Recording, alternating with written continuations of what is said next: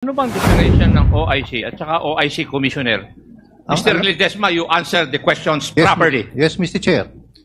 The Commissioner... And you wait acknowledgement of the chairman before you answer. Alam mo, nakakalungkot, yung pastillas gang na sinasabi nila. Napalitan niya ng pipino gang. Pipino. Mga peking Pilipino na pinalulusot nila. Yung mga peking AEP. Na wala naman silang in-issue na AEP eh. Ang Dolly eh. 19 lang eh.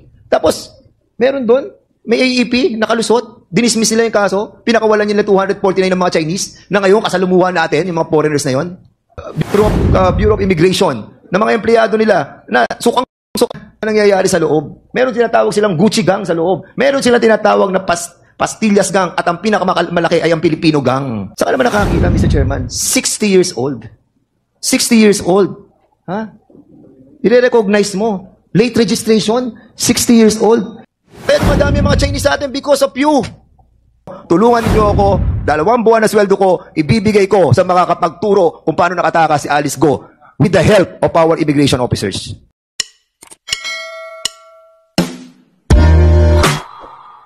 PBDEC, pasensya na po kayo, PBDEC. This is all about you. This time, it's all about you. PBDEC, kayo po ay, noong 2021, sino po ang administrator ng PBDEC? At Attorney Lavinia? Pompey? Hindi po attorney, Pompey Lavinia. Pompey Lavinia. You were the administrator during that time? 2021, up to November 12, 2021. And during that time, you remember that a certain Attorney Les Gusey of the Legal Service Division and a certain Colonel Pete Dakipil have notified the Office of the Administrator of a certain email coming from Director Alikpala that indeed there was an incident regarding the docking of a vessel from Vietnam at Pilsanji Port. Do you remember this incident? That's correct, Your Honor. And on January 30, the Division received tip-offs on alleged rice and drug smuggling going on at the Pilsanja Port doon kay Mr. Tony Ong. Is this correct? That's right, Your Honor. That the text message was sent to me, and I alerted the Security Division. And a vessel from Vietnam dock at the Pilsanjia Port was subjected to heightened alert as there was a need for PhilBidec management to be on guard against a repeat of the Verde Soco incident, where PhilBidec employees and the former administrator were subjected to press and congressional inquiries. Is this correct? That's right. I was very worried of something like that happening again. So we acted on the intel that came to my cell phone that there might be smuggled rice, and there was even, I think somebody told me verbally, possibly illegal drugs. And that voyage of the vessel MV Binpok 168 carried loads of 2,900 metric tons of rice. Am I correct? I cannot remember the exact amount, but it should be in the documents, Your Honor. And on January 31, 2021, you personally went to the port in order to check That's right, Your Honor. if there was indeed an alleged rice and drug smuggling. That's correct. And the cargo was held there as need to be checked by Pilsanjia Port dahil hindi siya pwedeng magpasok ng rice because it has no permit to operate as a commercial port. Tama? Opo, because they actually there was already a board resolution approving its operation as a commercial port that was Yes. that was approved the previous term, but then they had not complied with all the conditions, including public hearing, publication of tariffs, consultation with the other port operators. We have 13 ports in PhilBidec, Your Honor. So in other words, Mr. Pompey, you were saying that there was a certificate of board resolution number 2841 series of 2020 which was approved by the former administrator. And who is the former administrator? By the board, Your Honor, but including the board. former administrator. The administrator cannot approve it by himself. And that internal document was not meant for public consumption. That's correct, Your Honor. So, Attorney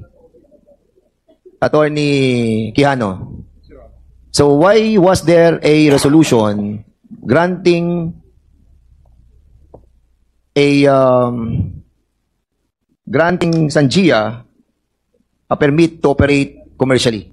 Your Honor, in the beginning, as they built the plant, Your Honor, the purpose is to manufacture steel bars out from scrap and steel materials, which are both domestically available and from abroad.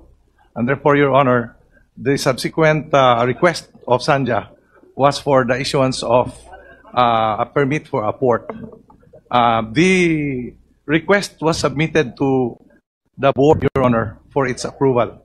Subsequently, Your Honor, the board of PBDEC approved the request for the building direction of a port, Your Honor. Yes. Why do you have to approve a board resolution converting that port into a commercial port without persecuting? No, there is a, no- You know, wait. I'm still have the floor. While you haven't secured yet a permit coming from the DNR who issued an ECC. Your Honor, the permit, if you will notice, subjects itself to all the government requiring public hearing, Your Honor. Attorney Quijano, ang sinasabi ko po, bakit hindi mo na kumuha sa DNR ng ECC dahil yung ECC nakasabi doon, hindi siya for commercial port. Di ba? Kung hindi pa siya commercial port, walang karapatan ang board ninyo, including you, to approve such resolution converting that to a commercial port. Your Honor, Ang dami po nating dapat kunin munang mga dokumento coming from the national agency before a resolution can be secured from PBDEC. wala pong converting, Your Honor. Ha? The request for a port was hindi po converting to a commercial port. Ang request po ng Sanja was for a port. Yes. Binigyan po ng board ng approval for a port. Yung issue ng conversion, Your Honor, like what was pointed out by Administrator Lavinia, was subsequent because when the port was finished, it was already during the watch of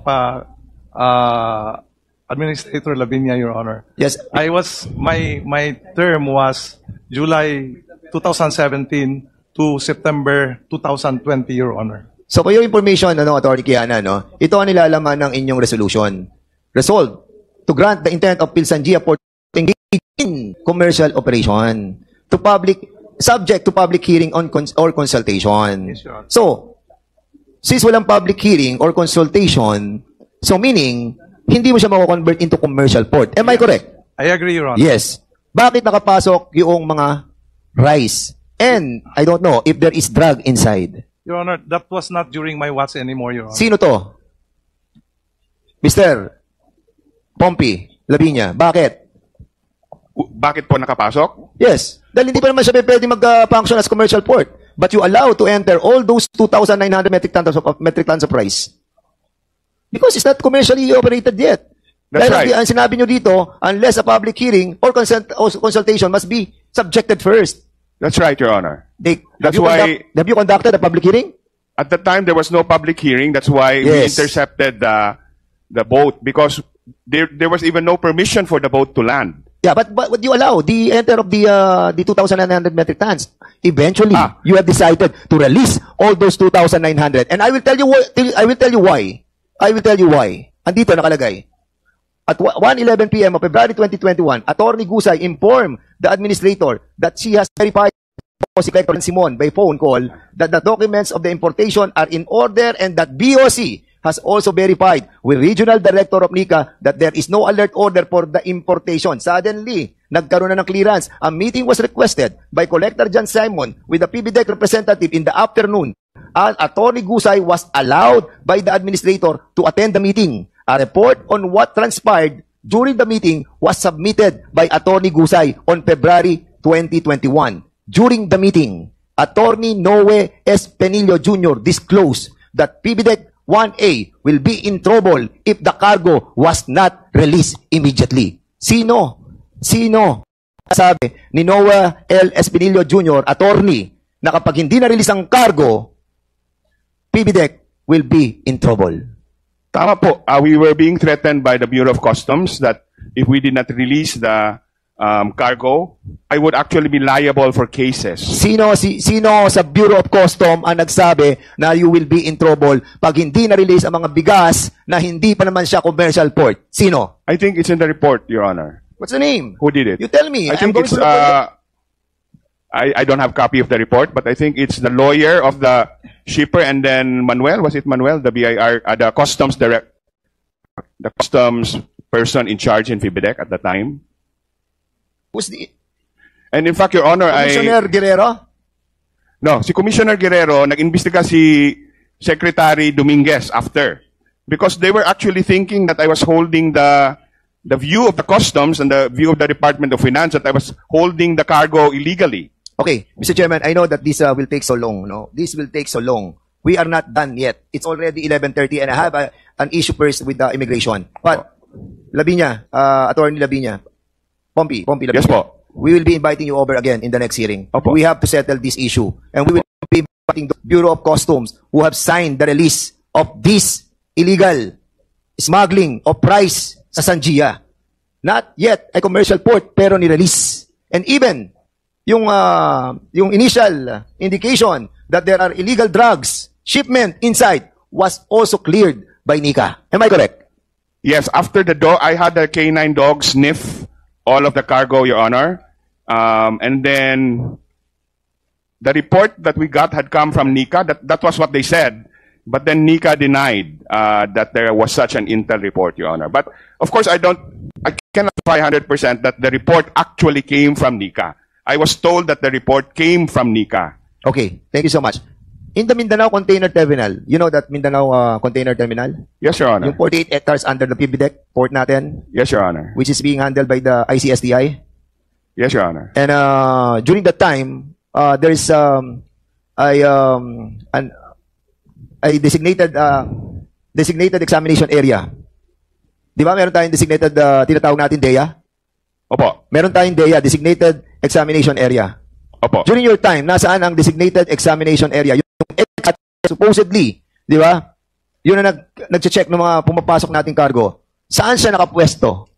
Sa loob ng Mindanao Container Terminal o outside, nakalagay doon sa PBDEC? If I remember correctly, Your Honor, nasa labas. Yes, why? Why did you allow this? I- Who contracted the contract with Golden Sun and the PBDEC for a 30 years up to 2030? The contract together with the Golden Sun. Yung X-ray natin wala sa loob, naandun sa labas. Paano natin ma-check ang lahat ng pumapasok? Nakabeto kung nasa labas siya. Na po yun. Existing na po yun when I came in, so I don't know who And why you contracted did not check it and try to cancel that contract? Wala na tayong ma-check, Mr. Chairman. Lahat ng papasok doon dinadala sa PBDEC, doon ine-X-ray. Sige, Mr. Quijano. Yeah, Your Honor. During my watch, Your Honor, I called the attention of Mindanao.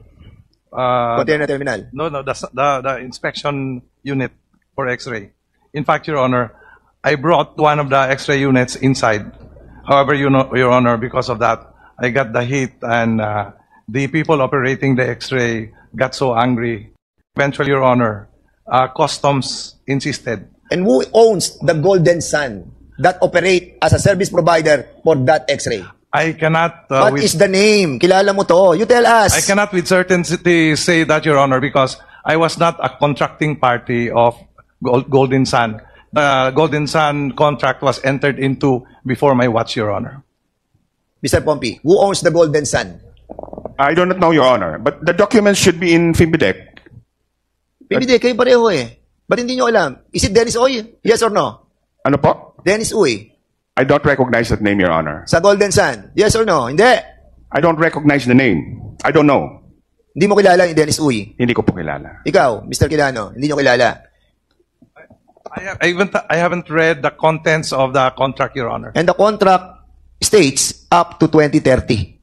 Yeah, it was Correct. the previous administration, Your Honor. And the X-ray, it's outside the terminal. Unfortunately, Your Honor, despite my protestation, it was brought out by the customs At men. dito papasok ang lahat ng hindi mo dumadaan sa X-ray.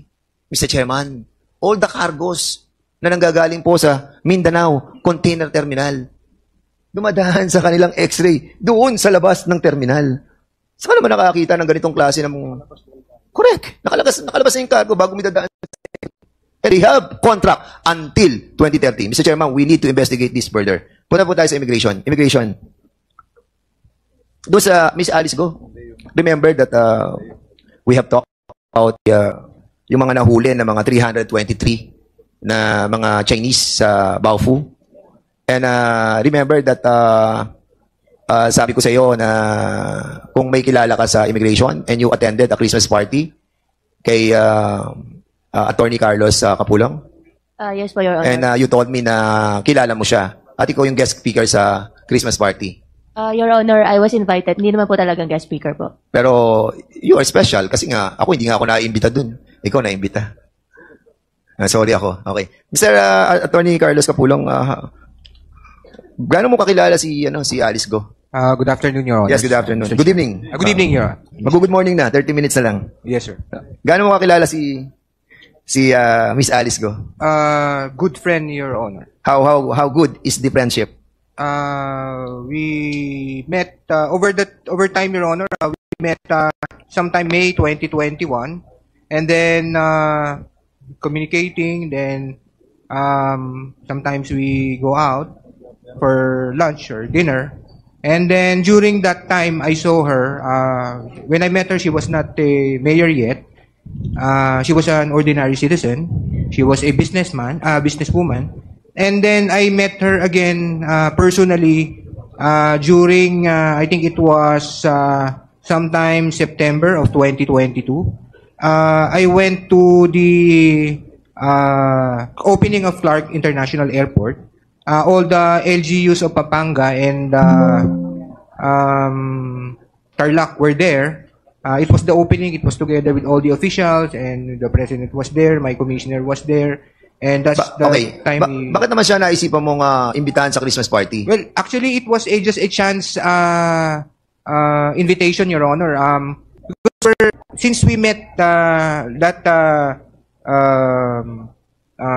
September, then we talked, and then we Attorney Capulong, ano mga pinamigay ni Alice Go during the Christmas party? Actually po, I cannot remember, Your Honor, because I did not even ask her to bring anything. Pero those who were there told us na namigay siya ng ampaw. Actually, hindi po totoo yun, Your Honor. Okay. Sige. I asked them again. You are under oath, Attorney Yes, Your Capulong. Honor. Yes, Your Honor. Are you the former Port Operation Division? Ikaw namamahala ng mga airports and seaports sa buong Pilipinas mula 2019 hanggang 2022? No, Your Honor. I was appointed or designated, Your Honor, 2021 March and then until 2023 February, Your Honor. So 2021 ka hanggang 2023 February, Your Honor. Port Operator Division. Operation Division. Yes, Your Honor. Ikaw ang chief. Acting Chief, Your Honor. Acting chief. So in other words, nakikita mo lahat ng labas ng mga manifest, na lahat ng mga bumabiyahe, na lahat ng eroplano, lahat ng mga ship. Am I correct? We can check, Your Honor. We can check po. What? Pwede po namin i-check, Your Honor. Of course, you're the chief division na operating Yes, Your Honor. Ikaw yun. Yes, Your Honor. Yes, Di ba? Your Honor. Kung ikaw ang pinaka-chief, alam mo nangyayari sa lahat ng airports, sa lahat ng seaports sa buong Pilipinas. Am I correct? And you were assigned sa Region 3. Napasahin ka ba doon? Area ng Bamban. Region 3. Napasahin ka, yes or no? No, Your Honor. Hindi ka napa-assign? Can I clarify, Your Hindi. Honor? Tinatanong ko, klaro. Napa-assign ka ba sa Region 3? I was assigned way back 2010, Your Honor, sa Clark International Airport. As an alien control officer. No, Your Honor. Saan ka na-assign doon? Nung na-assign po ako sa Clark Region? Clark International Airport, Your Honor, that was 2010. 2010. Yes, sir. Yes, Your Honor, until 2012, Your Honor. Hanggang 2012. Anong position mo doon? Acting Head Supervisor, Your Honor. Mr. Chair.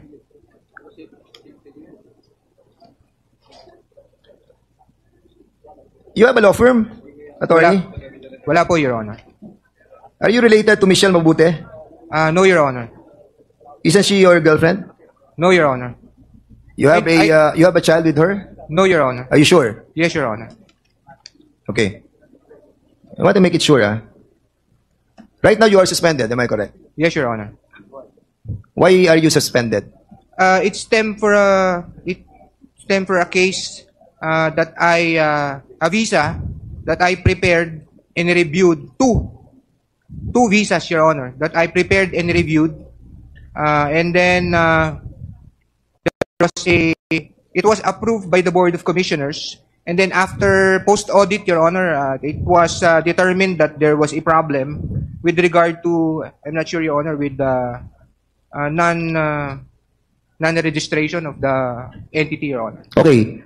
During the time that you were with not yet suspended, together with Attorney Gemma de la Cruz, Attorney Siriban, and Attorney Vera, were you a part of the hearing officer who heard the 9G visa?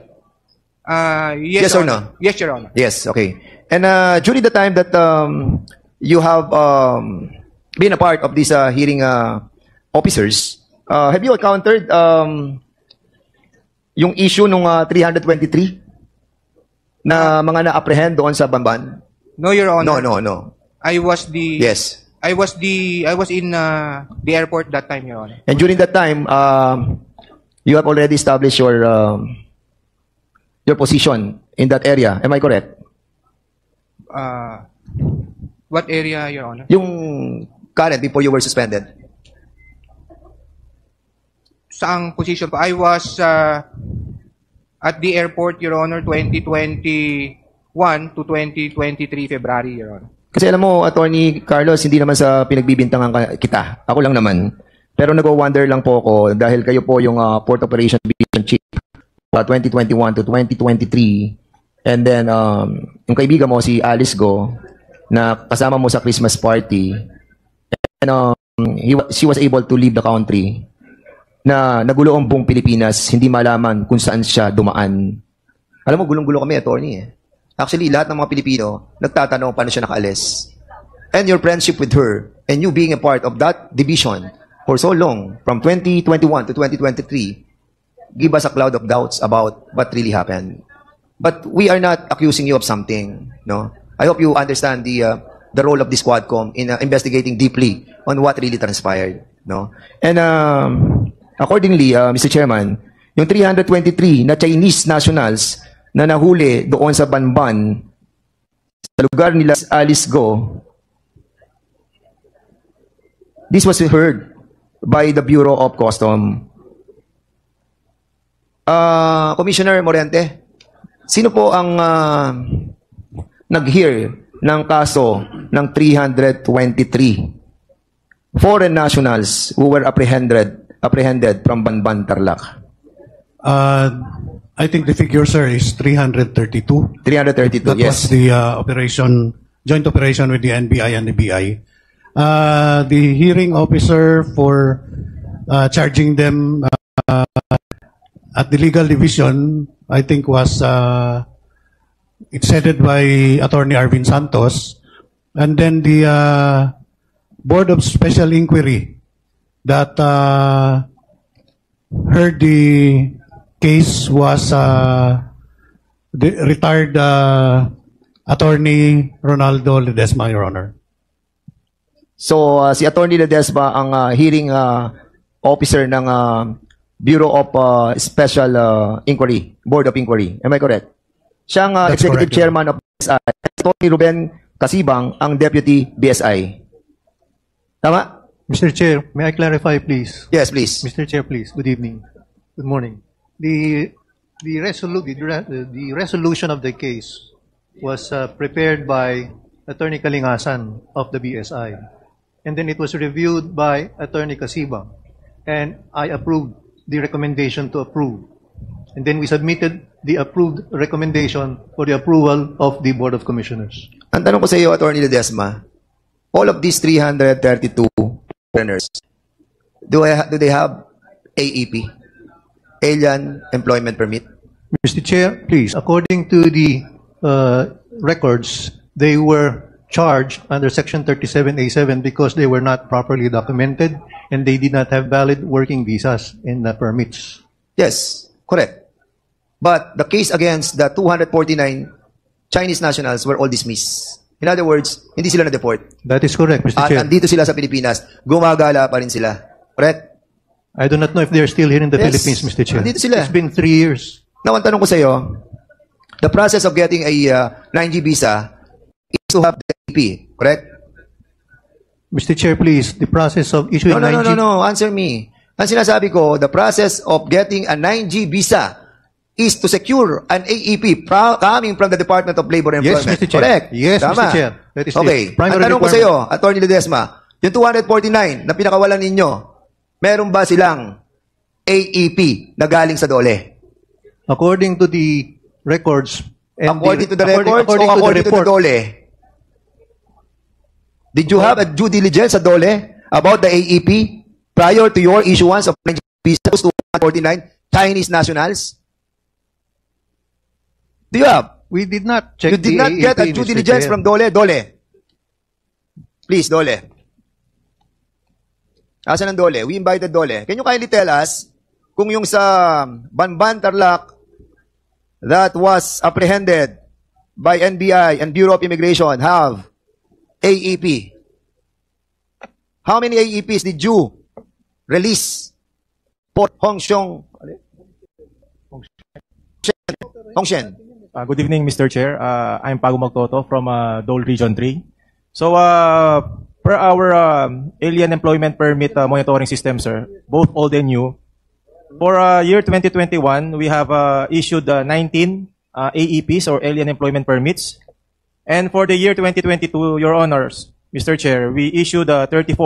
Wait, 2021, you issued how many AEPs? 19, Mr. Chair. 19. Oh, Sir, Attorney Ledesma, they issued 19 AEPs, a requirement prior to the issuance of 9G visa. Para sa kalaman ng ating mga kababayan, visa, kapag sinecure mo, mabibigyan mo ng 3 taon dito magtatrabaho yung mga Chinese national na yan. Kaya ayaw nila ng SWP o yung tinatawag nating working permit.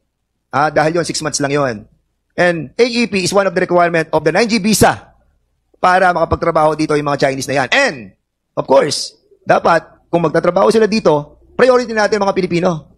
Pero hindi pinaprioritize. Saan ang galing, Attorney Ledesma? Kung 19 lamang ang nakuwang nabigay nilang AEP doon sa Hongshen, yung nahuli doon na 332, pinakawalan nyo yung 249, okay? Saan ang galing ang AEP nila? They were charged, Mr. Chair, with working without visas and permits. Oo nga pero bakit nyo nga dinismiss Tapos pinakawalan nyo yung 249 It's a matter of the rules of evidence, Mr. Chair. That's why they were released. Wala na nga silang AEP. Di ba? Sinasabi na ng Dole, 19 lang ang AEP. Yung 249 na dinismiss nyo, pinakawalan nyo. Wala silang AEP. In other words, kung wala silang AEP, hindi nyo sila pwede bigyan ng 9G visa. Correct? Yes or no? We do not issue 9Gs, Mr. Chair, the BSI. So anong in-issue nyo sa kanila? The 9G visas are issued by the Board of Commissioners through the Legal Division. Of course. Dumadaan yan sa Board of Inquiries of Special Inquiry. Don't fool me. Dumadaan sa Board of Inquiries yan. Dumadaan sa inyo.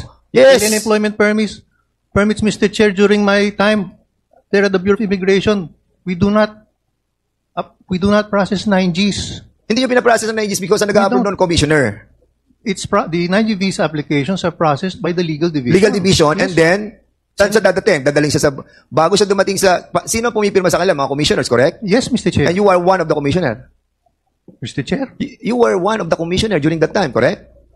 I was the executive chairman of the Board of Special Inquiry. Of course, but you are also the commissioner. Tama? Yes or no? Commissioner assign ka lang sa Board of Inquiry Tama? Ikaw ay isa sa commissioner during that time, and then you were assigned as the head of executive director of the Board of Special Inquiry. Di ba? Are you a commissioner during that time? Yes or no? What date, Mr. Chair? You know very well kung kailan ka naging commissioner. Ba't ako tatanungin mo? I was never commissioner, Mr. Chair. Ano ka doon? Officer in charge. Officer in charge. You were not a former commissioner of the BOI? Never. Ayan, no? Are you Rolando de Ledesma? Never a commissioner. Mr. Chairman, I will show you. Ayan ang mga pangalan niya. Ronaldo Ledesma, officer in charge, commissioner. Hindi ka ba? Wait. I was officer in charge, not commissioner, Okay, Mr. Mr. Chairman. You are OIC. Yes, Mr. Chair. Function mo is still I commissioner. was OIC. But your function is still commissioner. OIC ka. In 2010. Okay. Alam mo, Attorney Ledesma, please, you were an OIC. I was an OIC, Mr. O yan. Chair. 2010. OIC commissioner. OIC lang ho nakalagay sa akin. Hindi Tama. commissioner. How many Chinese people have you recognized during your incumbency? Mr. Chair, I don't remember, Mr. Chair. Mr. Chair, Congressman Nakop, with the indulgence of Congressman Fernandez. ano bang diferensya ng OIC at saka OIC Commissioner? Mr. Ledesma, you answered the questions properly. Yes, Mr. Chair.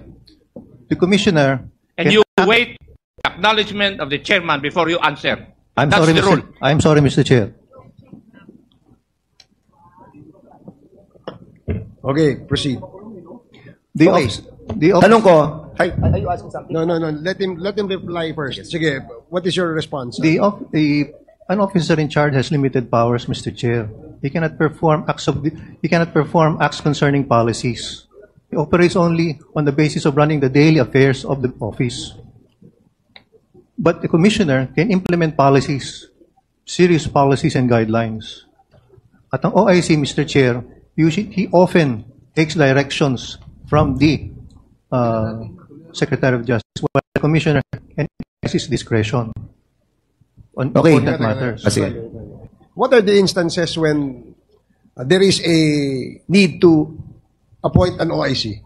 Often when, may I answer, Mr. Chair? Yes, please. Often when there is a vacancy and the vacancy for a commissioner or a deputy commissioner is vacated, Now, if there is a vacancy and an OIC is appointed, and there is a need to change a policy of the immigration, can you not perform the duty of a regular commissioner?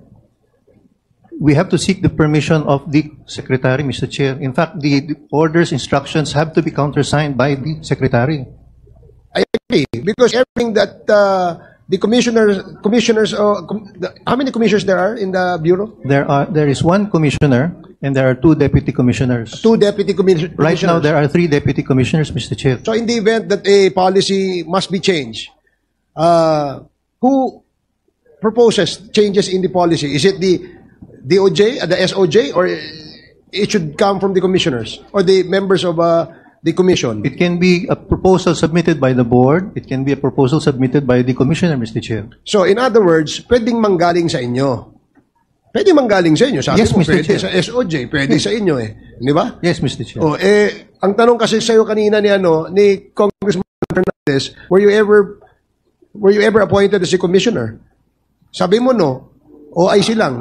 You're trying to give us an answer that you probably feel that cannot pinpoint to you that being or effectively performing the function of a commissioner. Yun din yun eh. Di ba? Yun din yun eh, di ba? Practically all the functions of a commissioner can be done by an OIC except on matters where policy will be proposed, correct? Yes, Mr. Chair. 99%, ganun din yun. Dahil Yes, pang sinagot, tinatanong ka lang niya kanina kung nag-commissioner ka eh. Kasi nagpapalusot lang Mr. Chairman sila eh. Alam mo, yung bago alam mo, nakakalungkot, yung pastillas gang na sinasabi nila. Napalitan niya ng pipino gang. Pipino. Mga peking Pilipino na pinalulusot nila. Yung mga peking AEP. Na wala naman silang inisyu na AEP eh. Ang doli eh. 19 lang eh. Tapos, meron doon, may AEP, nakalusot, dinismiss nila yung kaso, pinakawalan nila 249 ng mga Chinese, na ngayon kasalumuhan natin, yung mga foreigners na yon. As a matter of fact, Mr. Chairman, I will show you something. Dahil ito sa ginagawa nila, yung recognizing yung ating pong mga Chinese, mga national, ayan, marami silang mga taga-ombudsman, sa ombudsman, sa mga Bureau of Immigration, na mga empleyado nila, na sukang-sukang nangyayari sa loob. Meron tinatawag silang Gucci gang sa loob. Meron silang tinatawag na pastillas gang, at ang pinakamalaki ay ang Filipino gang. Pipino gang. Dahil mga peking Pilipino. Mr. Chairman, pakita niyo yung yung nirecognize nilang mga. Saan ka naman nakakita, Mr. Chairman? 60 years old. 60 years old. Ha? I-recognize mo. Late registration, 60 years old. 50 years old. 49 years old. Recognize. At ang sinasabi, Chinese father or mother, or ang mother ay Chinese, tapos Pilipina ang mother o kaya father.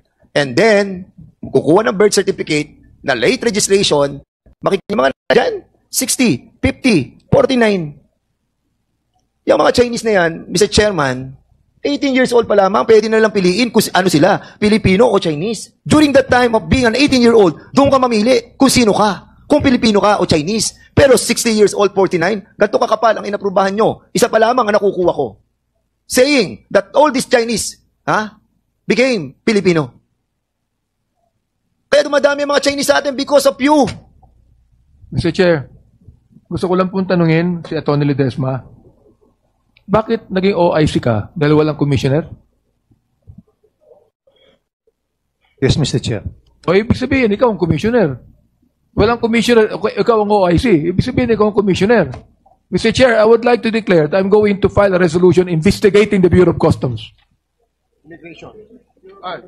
The Bureau of Immigration. And Mr. Chairman, I'll be allotting, Mr. Chairman, I'll be allotting my 2-month salary here in Congress sa mga matitino nating mga kababayan na nandiyan sa Bureau of Immigration na makakapagturo kung paano nakataka si Alice Go using our airports or seaports.